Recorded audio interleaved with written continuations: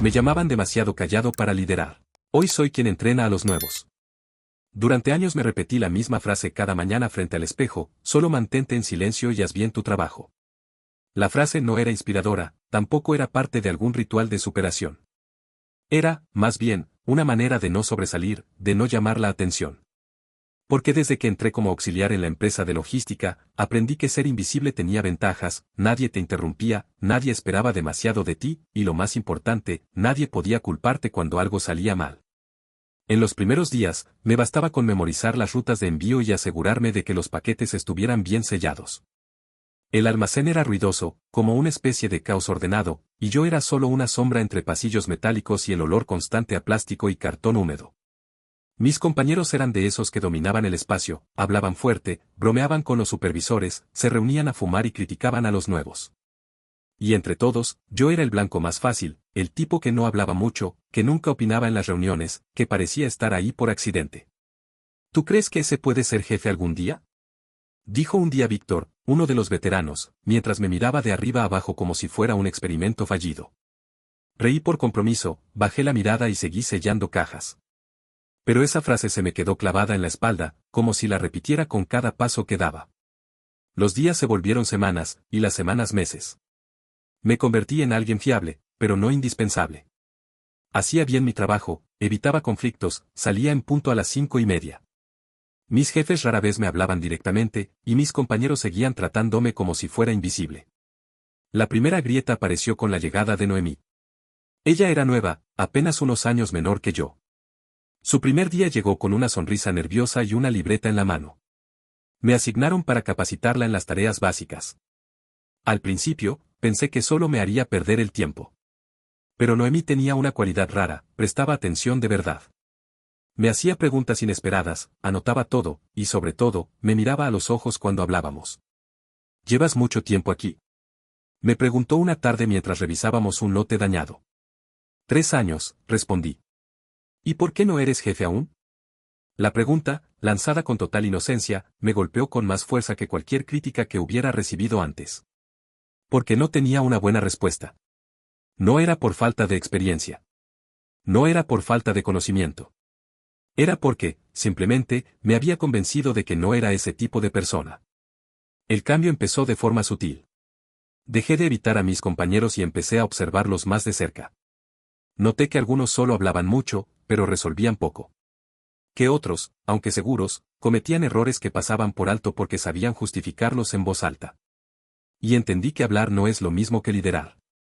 Una tarde, el supervisor, Santiago, nos reunió para reorganizar los turnos de fin de semana. Era un caos, nadie quería trabajar el sábado por la noche. Mientras todos se quejaban, levanté la mano por primera vez en una reunión. Podemos rotar por quincena. Nadie repite turno hasta que todos pasen una vez, dije. El silencio fue inmediato. Santiago me miró, luego asintió. Y para sorpresa de todos, y mía también, adoptó la propuesta. Después de eso, me buscaron para más cosas, resolver errores de inventario, capacitar a nuevos, reemplazar encargados de turno ausentes. Nunca me ofrecí, pero tampoco lo rechacé. Y cada vez que lo hacía, me sentía menos como una sombra y más como alguien que pertenece. Un día, Santiago me pidió que pasara a su oficina. Pensé que había cometido un error, pero no. Me ofreció el cargo de jefe de departamento de control y distribución. Eres el único que resuelve sin hacer ruido, me dijo.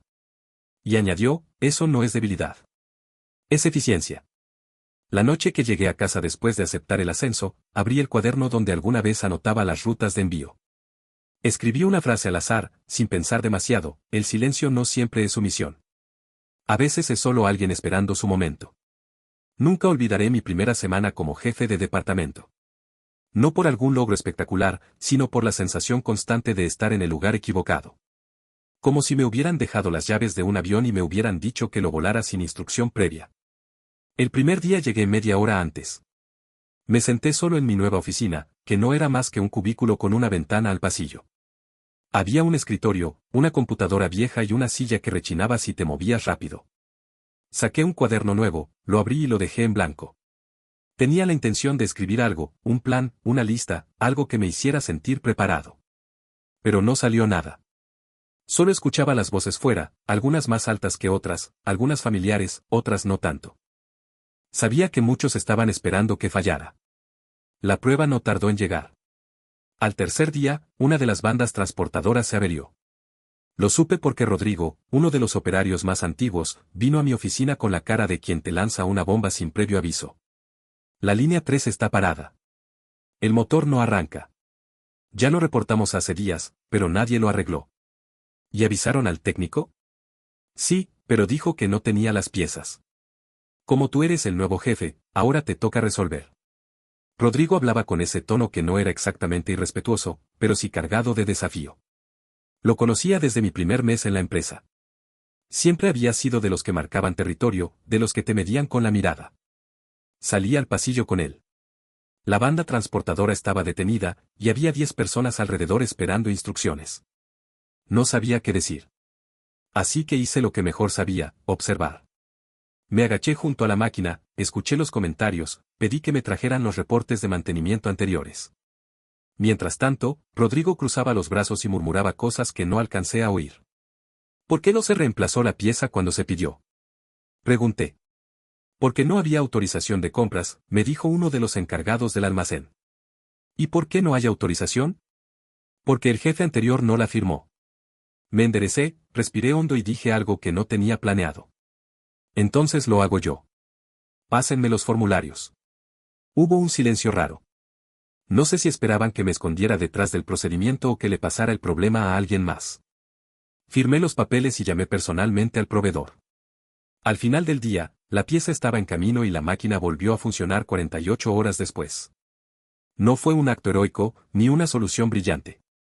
Pero fue algo simple, tomar responsabilidad.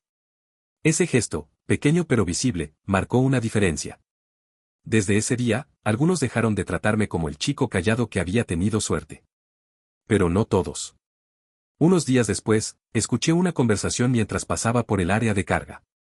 Era Víctor, el mismo que solía burlarse de mí. Ya verán. Ese no dura ni un mes. Muy correcto, muy ordenado, pero le falta carácter. Aquí hay que saber golpear la mesa de vez en cuando. No dije nada. No me vio. Pero sus palabras quedaron flotando en mi cabeza toda la noche. Porque parte de mí temía que tuviera razón. Ese miedo me acompañó hasta la reunión mensual con el gerente general, Camila Ramos. Una mujer seria, directa, que apenas me conocía. Llegué con los reportes listos y la esperanza de que no me hiciera demasiadas preguntas. Pero apenas me senté, me lanzó la primera. ¿Cómo vas a mejorar los tiempos de despacho? Estás un 5% por debajo del estándar del trimestre. Intenté explicarle que la banda transportadora estuvo fuera de servicio, que hubo retrasos en compras y que el personal estaba ajustándose. Ella no interrumpió. Solo me miraba. ¿Y cuál es tu plan para que eso no vuelva a pasar? Dijo al final. No lo tenía claro. Pero no podía decir eso. Así que improvisé. Voy a implementar un sistema de alertas internas, una hoja compartida donde los supervisores anoten cualquier falla en tiempo real. Yo haré seguimiento diario. Así sabremos si algo no avanza antes de que se convierta en problema. Ella asintió, sin mostrar emoción. Eso suena bien. Pero si no mejoras en las próximas 3 semanas, me veré obligada a reconsiderar tu permanencia. 3 semanas. Así empezó mi verdadero bautismo. Volví al departamento como si llevara un reloj de arena sobre la cabeza. Comencé a anotar todo. Hablé con cada supervisor, revisé los procesos más lentos, propuse ajustes mínimos. Cambié turnos, roté tareas. No todo salió perfecto. Pero lentamente, algo empezó a cambiar. Una tarde, Noemí se acercó cuando yo anotaba cosas en el pizarrón del área de carga. Los chicos del turno noche dicen que ahora se sienten escuchados, me dijo, sonriendo. ¿En serio? Sí. Dicen que tú, aunque hables poco, haces más que otros que se la pasaban gritando. Me reí por primera vez en días. Porque tal vez, solo tal vez, eso era lo que significaba liderar. Aquel mes terminó con una cifra inesperada, 97% de entregas a tiempo. Por primera vez en mi vida, me sentí capaz de pertenecer al lugar que siempre me pareció reservado para otros. Pero aún no imaginaba que el verdadero reto vendría no desde arriba, sino desde abajo, con uno de los novatos que más me recordaría a mí mismo. Una de las primeras decisiones que tomé como jefe fue sentarme a observar el trabajo de los nuevos durante su primera semana. No para corregirlos, sino para entender cómo pensaban. Cómo enfrentaban el caos de un almacén que nunca dormía. No todos nacen sabiendo moverse entre códigos, pesos, escáneres que fallan justo cuando más los necesitas. Yo lo aprendí con los años, a base de errores callados y días eternos. En esa ronda de observación conocí a Darío. Tenía 21 años, recién salido de un curso técnico y con una expresión entre alerta y desconfianza permanente. Alto, flaco, con la espalda un poco encorvada como si estuviera acostumbrado a que el mundo le hablara desde arriba. Me llamó la atención porque no hablaba con nadie, ni siquiera con los otros novatos. Parecía trabajar como si estuviera siempre a punto de cometer un error. Ese primer día, se le cayó una caja de productos delicados. Nadie le gritó. Solo se hizo un silencio incómodo. Un supervisor lo ayudó a recoger todo, murmurando que esto se descuenta del bono. No era cierto, pero el daño ya estaba hecho. Darío se volvió aún más torpe. Sudaba, pedía disculpas por todo, evitaba el contacto visual. Después del turno, lo vi sentado solo en la zona de descanso, comiéndose un sándwich con la misma expresión con la que se reciben malas noticias. Me acerqué sin decir mucho, solo para sentarme en la mesa de al lado. No quería que pensara que lo estaba evaluando. Durante unos minutos, el único sonido fue el zumbido de una máquina de café mal calibrada. Luego, él habló. ¿Usted cree que esto no es para mí? No supe qué responder de inmediato. Me tomó por sorpresa. Lo miré. Sus ojos estaban puestos en el suelo, pero sus manos estaban tensas sobre la mesa. No lo sé, le dije. Recién estás empezando. Lo que sé es que si todos los que se equivocan el primer día renunciaran, esta empresa estaría vacía. Él asintió, sin convicción. Es que ya me pasó en otros lugares, murmuró. Siento que no encajo en ningún lado. Esa frase me golpeó con una fuerza inesperada. Porque durante mucho tiempo, yo pensé lo mismo. Y porque a veces, uno necesita que alguien lo contradiga con calma. ¿Qué edad tienes? Le pregunté. 21. ¿Sabes cuántos trabajos tuve yo a los 21? Negó con la cabeza. 4. En 3 me fui porque no soportaba sentirme inútil. En uno me echaron por callarme cuando debía hablar. Pero en ninguno aprendí tanto como en el que me obligó a mirarme de frente. Darío me miró por fin. Sus ojos eran oscuros, pero había algo más que cansancio. Había hambre de sentido. Solo tenés que resistir un poco, le dije. No demostrar nada a nadie. Solo quedarte lo suficiente para ver si esto puede ser tu lugar. No esperaba que esas palabras cambiaran algo. Pero al día siguiente, Darío trabajó distinto. Cometió errores, claro, pero ya no se disculpaba por respirar. Se detenía a preguntar en lugar de asumir, y aunque aún no hablaba mucho, algo en su postura había cambiado. Lo seguí de cerca durante las siguientes semanas. Algunos compañeros más antiguos lo miraban con impaciencia, como suele pasar con quienes no se adaptan al ritmo general. Pero Darío tenía algo que muchos no, capacidad de análisis. Sabía ver patrones. Un día corrigió solo un desbalance en la distribución de carga que había provocado varias devoluciones en días anteriores. Lo llamé a mi oficina. ¿Te diste cuenta por los números? No, me dijo, un poco nervioso. Por las marcas de cinta en los pallets. Las que tienen refuerzo extra son las que devuelven más. Pesan mal desde el origen. Me reí. No por burla, sino por la forma en que algo tan simple podía volverse una solución precisa. Esa tarde, escribí una nota de reconocimiento y la colgué en el tablón del área de distribución. No puse mi nombre. Solo decía, a veces, el que menos ruido hace es quien mejor observa. Buen ojo, Darío. Unos días después, lo vi leyendo esa nota con los brazos cruzados, disimulando una sonrisa. No dijo nada. Pero desde entonces, comenzó a ayudar a los otros novatos. Les explicaba cosas que aún no dominaba del todo, pero lo hacía con esa paciencia que solo tienen quienes han sentido vergüenza de aprender en público. Y ahí entendí algo que había pasado por alto durante mucho tiempo. Liderar no se trata de tener todas las respuestas. Ni de hacerse escuchar a toda costa. A veces, se trata simplemente de haber estado en los zapatos del otro y recordarlo. Por eso, cuando Noemí, que ya se destacaba como una supervisora en formación, me preguntó por qué dedicaba tanto tiempo a los nuevos, le respondí sin pensarlo mucho. Porque nadie me enseñó a confiar en mí mismo. Y no pienso repetir eso con ellos. La miré. Asintió con una comprensión tranquila. ¿Y si confían demasiado y fallan? Entonces aprenderán que el error no es un castigo. Es parte del camino. No siempre me escuchan. Algunos novatos se van, otros se estancan. Pero los que se quedan, crecen. Y lo hacen en silencio, como las raíces. El mes siguiente, la empresa decidió abrir una nueva unidad operativa. Y pidieron voluntarios para dirigir el proceso de capacitación desde cero. Le propuse un nombre que no estaba en la lista, Darío. La sorpresa fue general. Las dudas, muchas. Pero a veces, todo lo que se necesita para encender algo grande, es una chispa en el lugar menos esperado. Cuando propuse a Darío como responsable del equipo de capacitación para la nueva unidad, en la sala se hizo un silencio que me recordó al primer día que tomé la palabra en una reunión. No fue un silencio de sorpresa amable, sino ese tipo de pausa que aparece cuando la gente no sabe si lo que acaba de escuchar es un chiste o una provocación. ¿El chico nuevo? Preguntó Rodrigo, sin siquiera intentar disimular el escepticismo. Sí, respondí sin vacilar. Lo observo desde que entró. Tiene criterio. Sabe escuchar y no habla por hablar. Aprende rápido y está empezando a enseñar. Camila Ramos, la gerente general, me miró con una ceja arqueada. ¿Y vos estás dispuesto a poner tu nombre detrás de esa decisión? Sí, dije. Lo estoy. La reunión siguió, pero yo ya sabía que había sembrado una semilla que iba a tardar en crecer.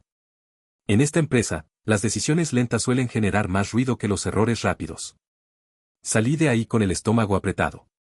No por miedo a que Darío fallara, sino porque no podía protegerlo de todo lo que iba a tener que tragar en ese proceso, las miradas condescendientes, las bromas a media voz, las pruebas veladas.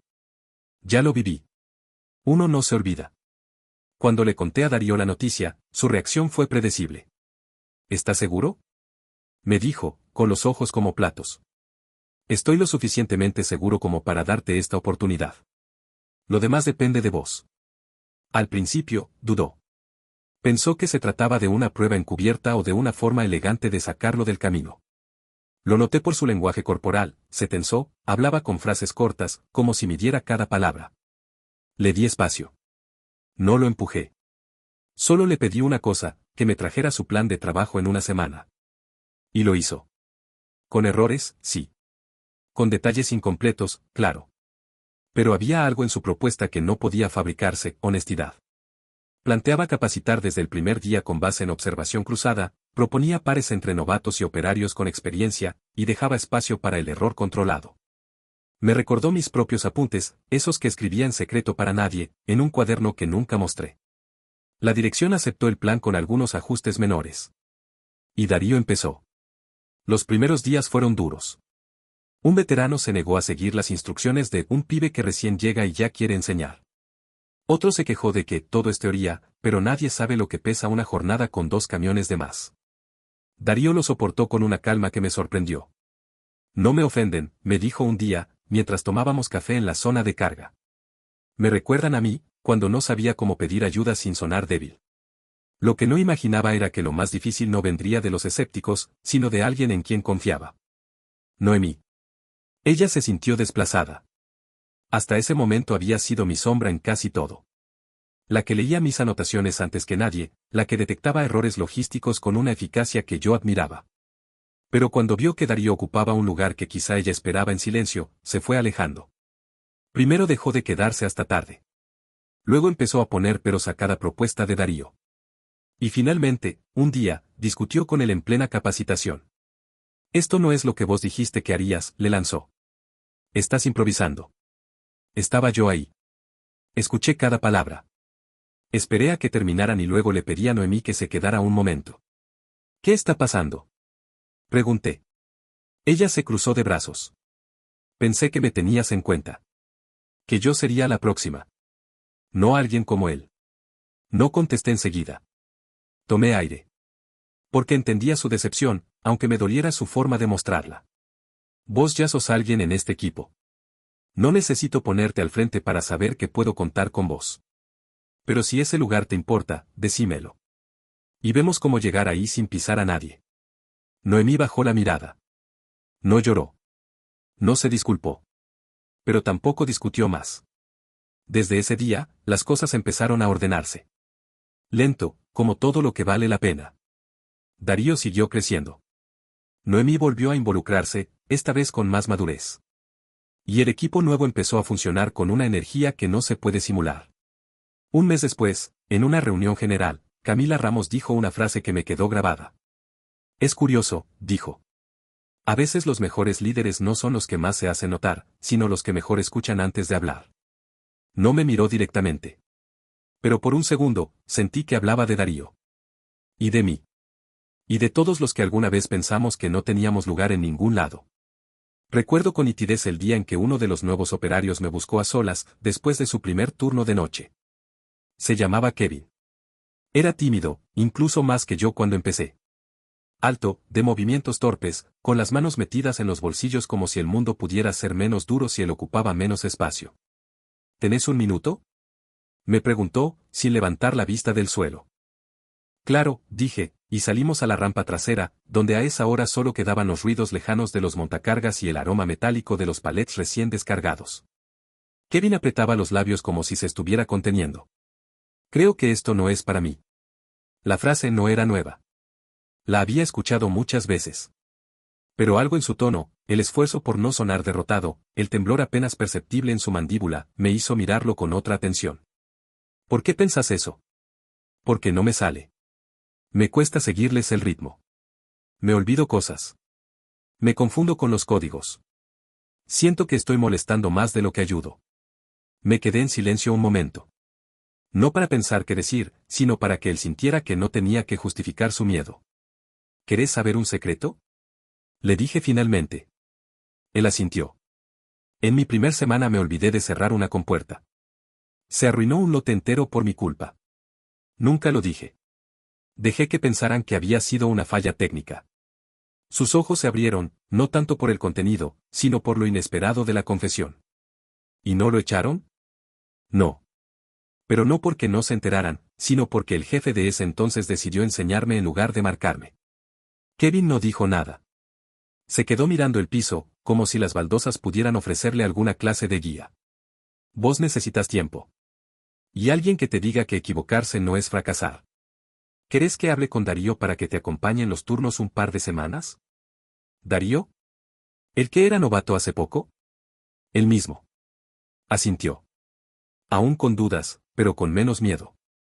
Lo que vino después fue una de esas pequeñas historias que nadie aplaude, pero que transforman las dinámicas desde adentro.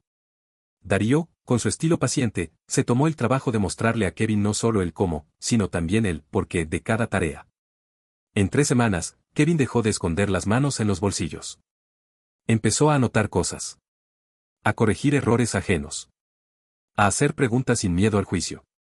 Una tarde, lo vi ayudando a cargar una plataforma sin que nadie se lo pidiera. Lo hizo con la misma precisión con la que se hacen las cosas que ya forman parte de uno.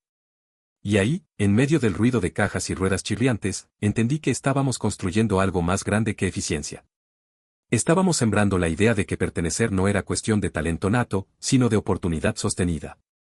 No todo eran buenas noticias, claro. La presión en la planta crecía. Las entregas a tiempo aumentaban, pero también las exigencias. Camila nos pidió duplicar el volumen para el siguiente trimestre. Y aunque eso implicaba nuevas contrataciones, también trajo un viejo problema, los apuros mal digeridos. Una madrugada, me despertó una llamada de Rodrigo. Había habido un accidente menor. Un novato tropezó con una caja mal colocada, se golpeó la rodilla y fue llevado a observación. Nada grave, pero suficiente para que saltaran las alarmas. Me presenté en la planta a las 5:30, aún con la camisa arrugada y la voz pastosa. ¿Dónde fue? Sector B3. Alguien dejó un pallet atravesado en el pasillo. Cuando revisamos las cámaras, vimos que el pallet había sido dejado ahí por apuro. Por un supervisor que quería que todo saliera más rápido. Víctor. ¿Querés que redacte el informe yo? Me preguntó, con tono resignado. Ya sé cómo va esto. El nuevo jefe tiene que dar el ejemplo. No. No es un castigo. Lo miré fijo. Pero es un límite. Porque si no frenamos esta forma de trabajar ahora, la próxima vez no será una rodilla. Será algo más serio. Víctor bajó la mirada. No me discutió. Por primera vez en mucho tiempo, aceptó la corrección sin escudo. Esa noche, ya en casa, abrí el cuaderno donde llevaba notas dispersas de estos meses. Escribí solo una frase: no basta con saber liderar. Hay que hacerlo incluso cuando duele. Me acosté con el cuerpo agotado. Pero con la certeza de que algo, aunque todavía frágil, estaba empezando a tomar forma. Como si después de años de silencio, mi voz, y la de otros que no sabían que la tenían, empezara a escucharse por fin. En la empresa había una costumbre no escrita, nadie hablaba de lo que pasaba afuera del almacén. Podías estar con la cabeza hecha pedazos por un problema familiar o sin dormir por una deuda imposible, pero cruzabas la puerta y el ruido de las bandas transportadoras lo tapaba todo. Era como si al ponerse el chaleco reflectante uno se volviera invisible para su propia vida. Por eso me sorprendió tanto cuando una tarde Darío se quedó esperando a que todos se fueran para pedirme algo que no sonaba a rutina. ¿Tenés unos minutos? Asentí.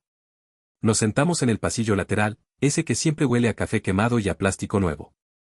Su voz era baja, como si tuviera miedo de que sus palabras tocaran una fibra que no podía controlar. Mi mamá está enferma. Muy enferma. Y yo, no sé si voy a poder con todo. No pregunté qué enfermedad. No hacía falta. Había en sus ojos ese tipo de cansancio que no se arregla con descanso. Lo miré sin apuro. ¿Querés unos días? No, negó con rapidez. Justamente por eso te lo digo. No quiero faltar. No quiero que piensen que me estoy cayendo justo ahora. ¿Y por qué me lo contás? Titubeó. Luego se encogió de hombros. Porque cuando no hablo, siento que exploto. Y vos sos el único acá que me hace sentir que no tengo que fingir. Esa frase me dejó quieto. No por el halago, sino por el recuerdo. Porque hace años yo también dije casi lo mismo. No a un jefe. A nadie. Lo pensé en silencio mientras sostenía mi propio derrumbe por dentro. Y me juré que, si algún día alguien se sentía así, le daría lo que yo no tuve. ¿Qué necesitas de mí? Pregunté. Solo que no me sueltes. Si empiezo a fallar, decímelo. Pero con tiempo. No con una carta. Asentí. No hablamos más del tema. Pero al día siguiente lo vi trabajar con más decisión que nunca. Como si su forma de resistir fuera no permitir que lo trataran distinto. Mientras tanto, los resultados del nuevo equipo empezaban a llamar la atención más allá del almacén. Las tasas de error habían bajado un 20%, las entregas adelantadas aumentaban, y lo más importante, el ambiente se sentía distinto. No era perfecto. Pero había respeto. No el respeto fingido de las jerarquías, sino ese que nace de compartir terreno y no pisar al otro. Camila Ramos pidió una reunión con todo el equipo de supervisión.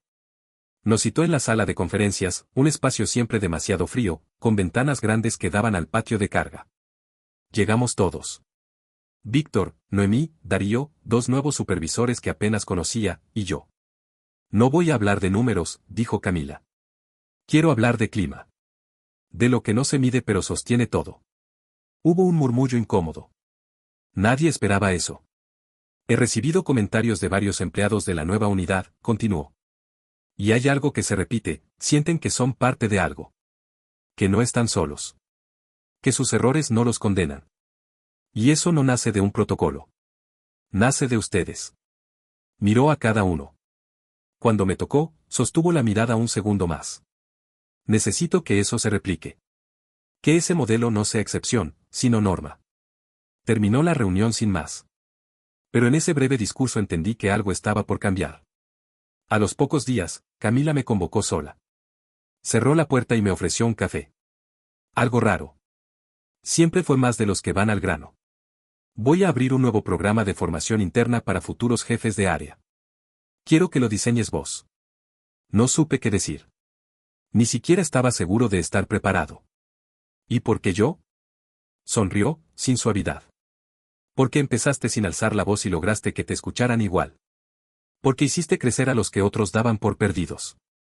Y porque, aunque no te guste admitirlo, vos ya sos eso que quiero enseñar. Respiré hondo. Y acepté. Esa noche no pude dormir. Pensaba en cómo empezar. En qué enseñar. Porque no se trataba de planillas ni de indicadores. Se trataba de algo más difícil de explicar, como sostener la confianza ajena cuando uno mismo está aprendiendo a confiar en sí. Abrí mi cuaderno y escribí el primer borrador de lo que, meses después, se convertiría en el módulo inicial del programa: escuchar antes de mandar. Preguntar antes de asumir. Apoyar antes de juzgar. 3 frases. No muy técnicas. Pero reales. Y con eso empecé. Diseñar el programa de formación fue como volver a aprender mi propio camino, pero esta vez con la posibilidad de dibujarlo con claridad. Pensaba en cada módulo como una conversación con alguien que, como yo años atrás, necesitaba una brújula más que un manual. Comencé escribiendo sobre lo que nunca se decía en los entrenamientos, que liderar no es sentirse seguro, sino actuar con sentido incluso cuando todo en uno tiembla. Que ser jefe no es hablar más fuerte, sino saber cuándo callar.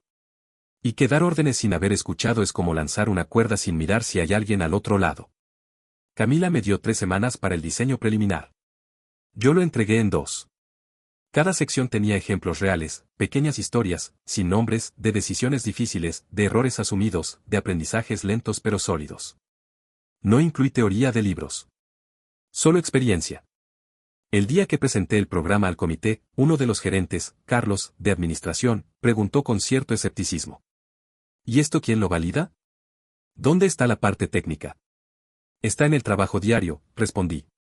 En los equipos que ya funcionan mejor gracias a estos mismos principios. No tengo diplomas para mostrar, pero los resultados hablan por sí solos. No hubo aplausos. Solo silencio. Y luego, aprobación. El programa fue lanzado oficialmente bajo el nombre Formación Base. Yo prefería llamarlo Escuela de lo Cotidiano, pero a nadie le pareció un buen título para el cartel de entrada. No me importó. Me dieron libertad para elegir a los primeros 10 participantes. Lo hice con calma, recorriendo áreas, observando detalles. Elegí a 2 operarios veteranos con criterio pero sin ascensos, a 3 novatos con iniciativa, a una mujer del área de empaques que corregía errores ajenos con paciencia quirúrgica, a un administrativo que todos consideraban invisible, y sí, también a Noemí y a Darío. No como premio, sino porque sabía que ya estaban listos para multiplicar lo aprendido. Los encuentros eran una vez por semana, en la pequeña sala de reuniones del fondo. Traíamos termos de café y galletas baratas. Nada elegante. Pero las charlas que surgían ahí eran más valiosas que cualquier curso externo. En la primera sesión, les pedí que escribieran lo que más les había dolido en su tiempo en la empresa. Sin firmar. Puse una caja sobre la mesa. Hoy no vamos a hablar de cómo mejorar tiempos. Vamos a hablar de lo que no se dice en los informes. Las notas que leí esa noche, ya en casa, me dejaron sin aliento. Sentirme invisible aunque llego temprano y me voy último. Saber que mis ideas no importan si no vienen de alguien con uniforme de supervisor. Haber sido señalado por un error sin que me dejaran explicarlo. No eran reclamos. Eran verdades que dolían en voz baja. Al día siguiente, traje una copia impresa de cada frase. Las colgué, sin nombres, en la pared del aula. Esto también es parte del trabajo, les dije. Y liderar significa reconocer que estas heridas existen, aunque no salgan en los reportes. Durante semanas, trabajamos sobre casos reales. Simulamos conflictos. Redactamos planes de contingencia. Pero lo que más marcó a todos fueron los ejercicios de escucha. Hablar en ronda. Escuchar sin interrumpir. Parafrasear lo que otro decía para comprobar si se lo había entendido. No era magia. Pero sí era raro. En un ambiente donde todos querían demostrar algo, detenerse a escuchar parecía subversivo. En la 4ª sesión, Darío levantó la mano. ¿Puedo contar algo? Asentí. Hoy, uno de los nuevos me pidió ayuda con algo que no entendía. Y por un momento, quise decirle, fíjate vos solo. Estaba cansado. Tenía 1000 cosas. Pero después recordé lo que aprendí acá. Me detuve. Y lo ayudé. ¿Y qué pasó? Preguntó uno de los compañeros. Nada extraordinario, respondió Darío, sonriendo. Pero el pibe me miró como si yo hubiera salvado su jornada. Y eso valió más que terminar a tiempo. Hubo un murmullo de aprobación. Nadie aplaudió. Pero en esa sala, se sintió como una victoria. Esa misma noche, al cerrar la sala, Noemí se acercó. No pensé que todo esto funcionaría tan bien. ¿Por qué no? Porque no estamos acostumbrados a que alguien crea en nosotros antes de tener el cargo. La miré en silencio. Luego dije algo que no planeé. Yo creí en vos mucho antes de que vos te lo permitieras. Noemí no respondió. Solo asintió, con una mezcla de agradecimiento y pudor. El programa apenas comenzaba. Pero algo ya estaba claro, si queríamos transformar la empresa, no bastaba con mover cajas más rápido. Había que mover también las ideas viejas. Las que decían que para mandar primero había que endurecerse. Yo estaba ahí para demostrar lo contrario. El programa crecía en silencio, como una raíz que nadie ve pero sostiene más de lo que parece. Al cabo de 2 meses, algunos jefes de área empezaron a preguntar por qué ciertos turnos estaban funcionando mejor. ¿Por qué la rotación en el equipo de Darío había bajado casi a cero? ¿Por qué empleados que antes pedían cambio de sector ahora pedían quedarse? No se trataba de tecnología ni de incentivos nuevos. Era algo más antiguo, que alguien te mire a los ojos y te diga que podés, sin gritarlo. Pero no todo el mundo estaba contento. Una mañana, mientras revisaba reportes con Camila, recibimos una queja formal de parte de Ernesto, jefe de logística nocturna. En ella, criticaba la falta de rigurosidad del programa, el tono blando de las sesiones, y lo que él llamaba filosofía de aula que debilita la autoridad jerárquica.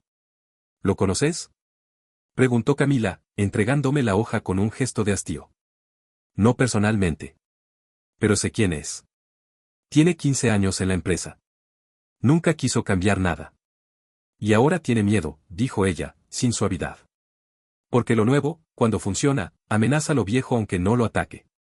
Me pidió que lo visitara en su turno. No a discutir. A escuchar. La planta de noche es otro mundo. El silencio tiene otro espesor, las luces son más frías, y todo parece avanzar con una urgencia que no tiene testigos. Ernesto me recibió con desconfianza, los brazos cruzados y el ceño como una pared. No esperaba visitas. Tampoco yo esperaba leer una queja con tantas palabras que no dicen nada, le dije, sin levantar el tono. Eso lo descolocó un segundo. ¿Qué querés? Hablar. Saber que te preocupa en serio. Guardó silencio. Luego suspiró. Lo que me preocupa es que se está perdiendo el control. Antes, la gente obedecía. Ahora cuestiona. Opina. Se detienen a hablar en lugar de resolver. ¿Y eso es malo? Cuando tenés que mover 5 camiones antes de las 6 de la mañana, sí. A veces sí. Me senté frente a él. No discutí. Lo miré. ¿Vos pensás que el respeto se gana por miedo o por claridad? No respondió enseguida. Yo crecí con la idea de que un jefe se hace respetar porque sabe más y manda mejor.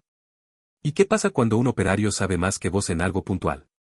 Entonces tiene que aprender a seguir indicaciones igual. Porque si todos hacen lo que quieren, esto se cae. Asentí. Pero si todos entienden por qué hacen lo que hacen, no necesitan desobedecer para mejorar. Pueden proponer sin romper. Lo dejé ahí. No traté de convencerlo más. Le pedí que viniera a observar una sesión del programa. No como juez. Como invitado. Me dijo que lo pensaría. Y, para mi sorpresa, apareció 2 semanas después. Se sentó al fondo, con los brazos cruzados. No habló. Pero se quedó toda la hora. Cuando terminó, no dijo nada. Solo salió sin mirar atrás. Días después, Darío me contó que Ernesto lo llamó aparte. ¿Qué le dijiste?, le pregunté. Nada. Solo que lo escuchaba con atención. Y que su experiencia también servía. Ernesto no volvió a quejarse. No se volvió un defensor del programa, pero empezó a copiar algunos ejercicios de nuestros módulos. Preguntaba más. Gritaba menos. Lo suficiente como para que los operarios notaran la diferencia. Mientras tanto, el programa sumaba nuevos participantes. El boca en boca hizo más que cualquier cartel corporativo. Uno de los inscritos era Aldana, una mujer de 45 años que llevaba casi una década en empaque sin que nadie le ofreciera otra cosa. Yo pensé que ya estaba vieja para aprender algo nuevo, me dijo en su primera sesión. Pero vi que los chicos de mi turno empezaron a hablar distinto. Y quise saber qué los había tocado. Aldana fue una revelación. Tenía una inteligencia práctica que no necesitaba adornos. Su forma de ver los procesos era tan precisa que empezamos a invitarla como tutora en sesiones de nuevos ingresos. Nunca me había sentido útil fuera de mi línea de trabajo, me confesó una tarde. Es raro, pero, lindo. Esa palabra, lindo, dicha con pudor, me pareció más valiosa que cualquier KPI. Sin embargo, nada crece sin sacudir algunas estructuras. Un viernes por la tarde, Camila me llamó. Su voz sonaba seria, pero no preocupada. Te lo tengo que decir sin vueltas. Desde Dirección General nos están observando. Les llama la atención el programa. Quieren resultados más duros. Datos. Medibles. ¿Y los testimonios, los cambios de clima, eso no les basta? ¿Sabes cómo es esto? Si no entra en una celda de Excel, no existe. Le pedí una semana. Esa noche, me senté con una pila de formularios, reportes de asistencia, datos de productividad por equipo, comparativas de rotación, devoluciones y accidentes menores. Todo cruzado con las fechas de inicio del programa. Trabajé hasta entrada la madrugada. Cuando terminé, entendí algo que ya sabía pero no había demostrado: las personas tratadas con respeto no solo trabajan mejor. Se quedan. Se cuidan. Y cuidan lo que hacen. Y eso, al final, también se podía medir. Presentar los datos fue como colocar las piezas de un rompecabezas en medio de una sala llena de escépticos. La mayoría esperaba números convencionales: productividad, eficiencia, volumen despachado. Lo que les mostré iba por otro lado. Estos son los equipos que pasaron por formación base. Empecé, proyectando un gráfico donde las curvas no eran espectaculares, pero sí constantes. Reducción del 32% en errores de carga. Disminución del 45% en rotación de personal. Y algo que para muchos no tenía sentido en una tabla: 0 ausencias injustificadas en los últimos 3 meses en esos equipos. ¿Y cuál fue el gasto total?, preguntó alguien desde el fondo. Era Hugo, de finanzas. Café, papel, tiempo, respondí. Y la decisión de confiar. Hubo un murmullo. No fue burla, pero tampoco entusiasmo. Hasta que Camila intervino. Esto no es solo una mejora. Es un cambio cultural. Y si no lo entendemos, lo que nos espera es repetir errores disfrazados de eficiencia. Nadie más objetó. El programa recibió luz verde para escalarse a toda la planta, en 3 etapas. Salí de esa reunión con una mezcla de alivio y vértigo. Porque cuando algo que nace de lo íntimo se vuelve institucional, el riesgo no desaparece. Solo cambia de forma. La expansión del programa trajo nuevos desafíos. Lo primero que notamos fue que no todos los jefes querían soltar sus viejas maneras. Algunos participaban por obligación. Otros mandaban a sus peores elementos como castigo. Mira quiénes te mandaron esta vez, me dijo Darío con una sonrisa entre amarga y resignada, mostrando la lista de nombres. Había de todo: empleados con fama de conflictivos, supervisores al borde de sanciones, gente que ya había pasado por 3 áreas sin encontrar lugar. Perfecto, le dije. Esos son los que más lo necesitan. Pero no iba a ser fácil. Una de ellas se llamaba Melissa. 30 años, 5 en la empresa, y un expediente lleno de advertencias. Llevaba siempre los auriculares puestos hasta último momento y hablaba con el tono de quien está esperando el próximo ataque. La primera vez que le pedí que compartiera su experiencia, me respondió: ¿para qué? Nadie escucha de verdad acá. Solo anotan para después echártelo en cara. Acá no hay actas, dije. Solo historias que pueden ayudar a entender. No insistí. Solo le di espacio. En la tercera sesión, ella misma levantó la mano. Yo tenía un jefe que decía que si no sabíamos algo, mejor no molestáramos preguntando. Que los errores se pagaban con horas extra. Por eso me acostumbré a hacer todo callada. A mi manera. Y a defenderme antes de que me ataquen. Hubo silencio. No de incomodidad. De comprensión. Después de eso, Melissa se transformó. No en alguien dócil, ni mucho menos. Pero sí en alguien más abierta. Terminó el ciclo con una propuesta concreta: rediseñar el manual de inducción para incluir una sección de errores comunes contada por los propios operarios. Si uno entra sabiendo que se puede equivocar sin que lo desarmen, aprende más rápido, dijo. Lo presentamos al área de recursos humanos. Lo aprobaron. Ese mismo mes, me llegó una carta. No era común. Ya nadie escribía cartas en la planta. Pero esta estaba firmada a mano, con tinta azul, por don Arturo, un operario jubilado que había trabajado 30 años en la empresa y venía a veces a visitar a los viejos compañeros. Me dijeron que usted está haciendo algo raro, que enseña a los nuevos con respeto. Le escribo solo para decirle que eso antes se llamaba decencia. Ojalá dure. Guardé esa carta entre las hojas de mi cuaderno. Porque a veces, lo que parece nuevo es solo algo antiguo que estamos intentando recordar. Pero no todo era avance. Una mañana, Darío me pidió hablar en privado. Su cara estaba tensa. Mi vieja no mejora. Le detectaron una complicación. Y la cosa se está yendo de las manos. Me quedé en silencio. No había palabras útiles. Solo una certeza. ¿Querés tiempo? Negó con la cabeza. No puedo darme el lujo de parar. Si me voy, no vuelvo. Lo miré. Y entendí que lo que necesitaba no era un permiso, sino una red. Entonces no te vas. Pero no estás solo. Vamos a reorganizar tareas. No vas a dirigir por ahora, pero vas a seguir cerca. A tu ritmo. Sus ojos brillaron un momento. No por emoción. Por alivio. Esa noche escribí en mi cuaderno. Liderar no es solo inspirar cuando todo va bien.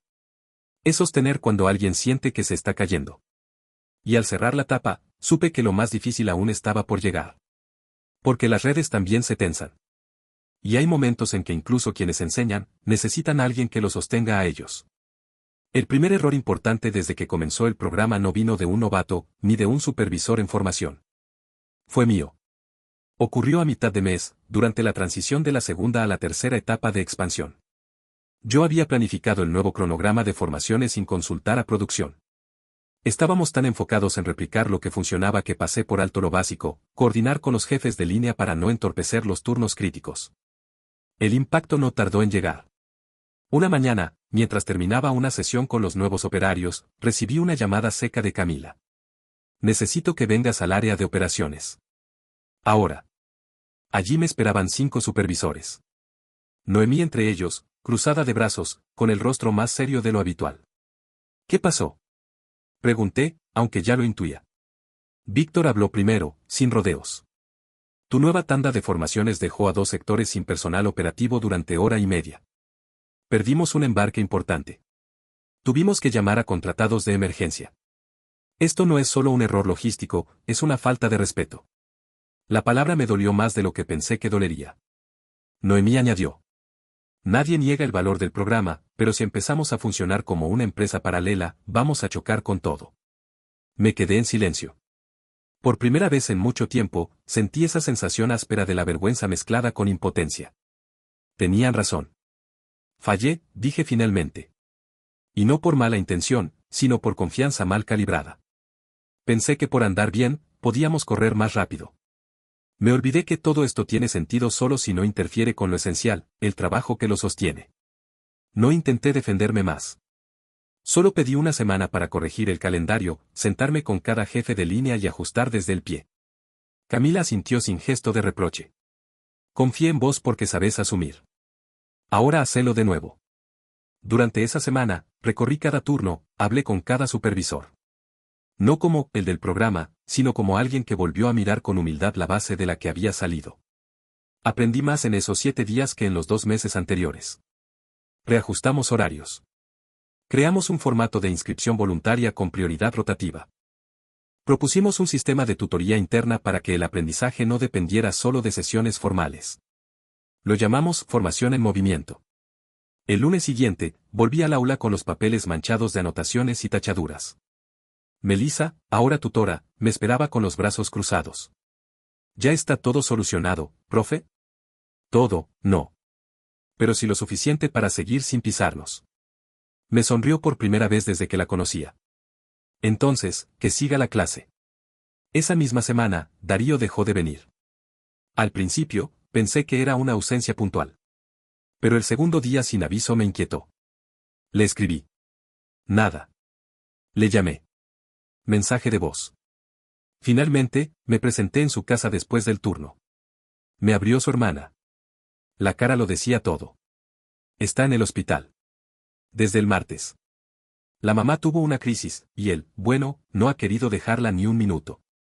Le llevé un termo con café y un libro viejo que alguna vez él me había prestado. Me senté junto a él en la sala de espera, sin preguntar nada. Pasamos horas sin hablar. Solo compartiendo ese tipo de silencio que no incomoda, sino que acompaña. Antes de irme, le dije. No te preocupes por nada acá. Estás en donde tenés que estar. ¿Y si ya no puedo volver con todo lo que hacía? Me preguntó, con los ojos vencidos por el cansancio. Entonces volverás distinto. No peor. A veces las pausas enseñan más que el ritmo. Cuando regresé a la planta, la noticia ya se había esparcido. Para mi sorpresa, fueron sus propios compañeros los que se organizaron para cubrir su ausencia en los turnos que él supervisaba. No hubo que pedirlo. No hubo que forzar nada.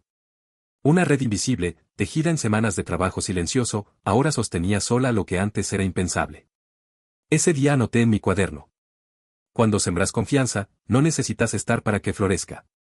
Aquel mes cerró con un informe inusual, la tasa de errores fue mínima, pero lo más destacado fue lo intangible. Operarios ayudando a compañeros nuevos sin orden directa. Supervisores detectando fallos antes de que se formalicen. Gente que antes evitaba participar, ahora proponiendo ideas. Yo solo observaba. Con la certeza, casi dolorosa por su belleza, de que ya no me necesitaban como antes. Y que eso era bueno. Muy bueno. Porque liderar también es saber correrse a tiempo, dejar que lo que formaste camine por su cuenta. Aunque en el fondo, uno siga ahí, atento, listo para sostener si alguien tropieza. El regreso de Darío fue una mañana gris de octubre. No lo anunciamos. No hizo falta. Simplemente apareció en el umbral de la sala de carga con su mochila al hombro, la mirada cansada pero firme, y una pequeña libreta en la mano. ¿Estás bien?, le pregunté. No, respondió, sin drama. Pero estoy listo. No dije nada más. Solo lo acompañé al sector de supervisión, donde Noemí ya lo esperaba con una carpeta y una lista de tareas redistribuidas. Lo mantuvimos tibio para que no se enfríe, le dijo con una media sonrisa. Darío se sentó, hojeó los papeles y asintió. En esa breve escena había algo más profundo que compañerismo. Era respeto, pero de ese que solo nace después de haber pasado juntos por cosas que no tienen nombre ni horario. Aquel día volvió sin ser el mismo. No era el Darío ansioso por demostrar. Era alguien que había atravesado la intemperie y ahora sabía quedarse quieto sin perder fuerza. A veces la vida nos cambia más por lo que sostiene que por lo que arrebata. En paralelo, el programa de formación seguía creciendo. El área de recursos humanos nos pidió adaptar algunos módulos para incluirlos en las inducciones generales. Nos asignaron una sala más grande, proyectores, nuevos insumos. Todo sonaba a logro. Pero algo en mí empezó a inquietarse. Una tarde, revisando la planificación junto a Camila, me interrumpió en seco. ¿Vos estás bien? ¿Por qué lo preguntas? Porque hace semanas que hablas de tareas, de formatos, de entregables, pero dejaste de hablar de personas. Me quedé helado. No era una crítica. Era una señal. Y tenía razón. Sin darme cuenta, me había deslizado hacia esa zona cómoda donde todo parece andar porque los números acompañan. Pero adentro, donde antes me movía con impulso genuino, algo empezaba a automatizarse. El riesgo más grande de construir algo que funciona es dejar de cuestionarlo. Esa noche no abrí el cuaderno. Caminé solo hasta el muelle trasero. Me senté en el borde y dejé que el olor a cartón mojado y motor caliente me devolviera a donde había empezado, a ese primer día en que solo quería que alguien me diera un lugar para ser útil sin tener que pelear por ello. Y ahí recordé por qué empecé todo esto. No fue para ser reconocido. Ni para escalar. Ni para demostrar nada. Fue para que los que vinieran después no tuvieran que romperse por dentro para ser escuchados. A la semana siguiente, propuse algo distinto, un encuentro sin estructura, sin guías, sin temas preestablecidos. Solo una ronda, café y silencio hasta que alguien quisiera hablar. Lo llamamos taller abierto. La primera vez fuimos 8. Nadie sabía bien qué hacer. Hasta que uno de los participantes, Leandro, un operario al que apenas conocía, tomó la palabra. ¿Puedo contar algo que no tiene que ver con el trabajo? Claro, le respondí. Nos habló de su hija. De su diagnóstico. De cómo llegar cada día al turno de la tarde sin saber si ella estaría mejor o peor. Y sin embargo, venir acá me da orden. Me da algo para sostenerme. Yo sé que no vine al programa por rendimiento. Vine porque molestaba. Pero ahora, me siento parte. Y eso me salva un poco. Nadie respondió. Pero la sala se llenó de algo más valioso que cualquier planilla, humanidad. Ese día entendí que el liderazgo que habíamos construido no era una fórmula. Era una práctica. Incompleta, viva, imperfecta. Y sobre todo, compartida. Días después, Camila me pidió que preparara un informe para la dirección general.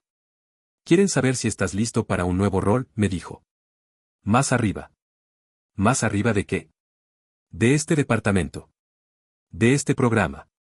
Hablo de regional. Formación a nivel nacional. No supe qué decir. Esa noche me quedé en la planta más tiempo del necesario. Caminé por los pasillos como si fueran callejones conocidos de un barrio que amás. Saludé a los que quedaban. Revisé las paredes donde aún colgaban las frases anónimas de la primera ronda de confidencias. Y sentí un nudo. Porque a veces crecer significa dejar atrás el terreno donde te hiciste persona. Y uno no siempre está listo para eso. En casa, abrí el cuaderno y escribí. Hay momentos en que el camino te invita a seguir. Y otros en los que te preguntas si aún sos el que empezó a caminar. Estaba frente a esa pregunta. Y aún no tenía respuesta. La decisión no llegó como una epifanía. No hubo una noche de insomnio ni una conversación reveladora. Fue más como una certeza tibia que se fue asentando con los días. Como cuando sabes que una puerta está abierta, pero también sabes que no es el momento de cruzarla. El ofrecimiento de Camila era real, liderar el programa de formación a nivel nacional. Un salto de carrera. Otro nivel de responsabilidad. Otra vida, quizás. Me vi en aeropuertos, en salas de reunión más frías que útiles, hablando con gente que mide los logros en cifras redondas. Pero también me vi lejos de esto. De lo concreto. De las charlas a media voz entre turnos. De los silencios que dicen más que las actas. De Darío, de Noemí, de Kevin, de Melissa. Y de todos esos que empezaron como yo, dudando incluso de merecer estar ahí. Un lunes, temprano, pedí una reunión privada con Camila. ¿Vas a decir que no? Me preguntó, como si ya supiera. Voy a decir que todavía no. No hubo sermón. Solo un silencio largo y una respuesta breve. Entonces hacelo valer. Y lo hice. Rediseñamos el programa. Le dimos una nueva etapa, mentoría cruzada. Los participantes antiguos se convirtieron en guías de los nuevos. Ya no era mi programa. Era de todos. Yo solo facilitaba, registraba, corregía cuando hacía falta. Dimos lugar a historias que no buscaban aplauso, sino reflejo. Gente como Aldana, que ahora dirigía el módulo de resolución de conflictos. Como Leandro, que coordinaba las pausas activas para los operarios nocturnos. Como Ernesto, sí, el Ernesto de la queja inicial, que ahora abría cada sesión con una anécdota que siempre terminaba con una lección que no estaba en ningún manual. Y Darío. Darío volvió a ser parte del equipo con una calma nueva. Ya no era el joven que se esforzaba por encajar. Era alguien que se sabía parte, aunque a veces se callara más de la cuenta. Empezó a escribir pequeños textos sobre lo que aprendía observando a otros. Me los mandaba cada semana. Uno de ellos lo copié en la pared del aula sin decir que era suyo. Al principio me dijeron que era demasiado callado para liderar. Y tal vez tenían razón. Pero también es verdad que aprendí a escuchar antes que a imponer. Y eso, con el tiempo, construye más que cualquier grito. Muchos pensaron que lo había escrito yo. No lo corregí. Porque la verdad no necesita dueño. Una tarde cualquiera, mientras salía del depósito, Kevin me alcanzó en el pasillo. ¿Tiene un minuto? Asentí. Estoy pensando en postularme para el nuevo ciclo. Como formador. Quiero enseñar lo que me enseñaron. Le extendí la mano. Él la apretó sin soltar la mirada. Lo vas a hacer bien, le dije. Y lo creí. Han pasado 3 años desde que me ofrecieron ir más alto. Sigo en el mismo puesto. No porque no quiera crecer. Sino porque entendí que hay muchas formas de crecer. Y no todas implican irse. Hoy, los nuevos llegan y ya no se sienten a prueba. Saben que alguien va a escucharlos, incluso si no saben explicarse. Saben que equivocarse no los expulsa. Que mejorar no es una carrera, sino una práctica. Y eso no lo logré yo solo. Lo logramos juntos. Con errores, con demoras, con tropiezos que a veces dolieron más de lo esperado. Pero siempre con una certeza, nadie que es visto con respeto necesita levantar la voz para hacerse notar. A veces me cruzo con Víctor en la máquina de café. Ya no me dice, jefe. Me dice por mi nombre. La otra tarde me soltó, entre sorbo y sorbo. ¿Te acordás cuando decíamos que eras muy callado para estar al frente? Me acuerdo. Menos mal que no te creíste eso. Sonreí. No dije nada. Porque hay respuestas que no necesitan palabras. Y porque, a veces, el silencio que alguna vez te hizo invisible, es el mismo que, con el tiempo, te convierte en guía.